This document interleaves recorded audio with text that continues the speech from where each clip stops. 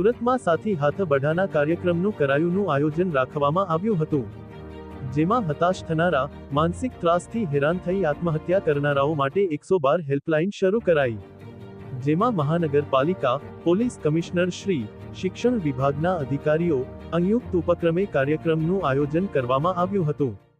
કાર્યક્રમમાં mayor Shri Dakshesh Mevani, police commissioner Anupamsinh Gehlot, civil defence સહિત શહેરના નાગરિકો સહિત તમામ ઉપસ્થિત રહ્યા હતા। Bureau report, Surat.